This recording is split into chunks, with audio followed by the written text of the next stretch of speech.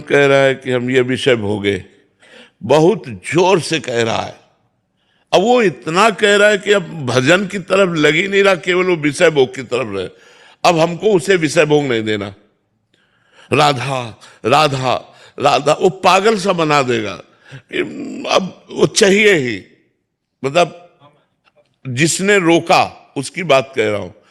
अब शांत हो गया। अब जब दोबारा आएगा तो 90% आएगा, जब तिबारा आएगा तो 80% आएगा, और 10% में आके रुक जाता है। और अगर 50% पे फिर से इसको वो संयोग बिठा दिया तो फिर बढ़ जाएगा, फिर 100% हो जाएगा। अच्छा, ये क्रम चलता रहेगा महाराज जी, ऊपर नीचे वाला, तो इसलिए संयोग ही ना होने पाए। हाँ, देवर्षि नारद जी ने कहा है साधना करने पर ये तरंग की तरह हो जाता है, समुद्र तरंग की तरह हो जाता है। और अगर संयोग मिला तो तरंग समुद्र बन जाती है। जैसे चिंगारी है ना, तो ज्वाला चिंगारी रूप में आ गई, लेकिन अगर उसे घास फूस मिल गया तो ज्वाला बनने में देर नहीं लगेगी। जब तक श्वास है तब तक युद्ध जारी है कि कभी भी किसी भी स्थिति में अपने को सिद्ध मानकर अब कोई छूट न दे दे, नहीं तो गिर जाएगा। बड़े बड़े सिद्धों को माया ने भ्रष्ट कर दिया। शिव विरंचिका मोहई को है बपुरान, अस जिय जान भजी मायापति भगवान।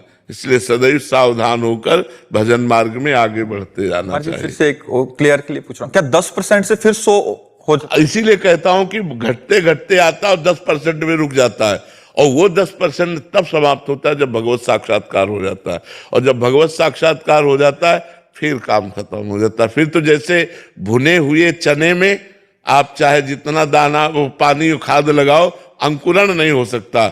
ऐसे संत के जो भगवत प्राप्त है उनके हृदय में काम आदि दोषों का प्रादुर्भाव नहीं होता। तो काम आदि मद दम्भ न जाके तात निरंतर बस में ताके।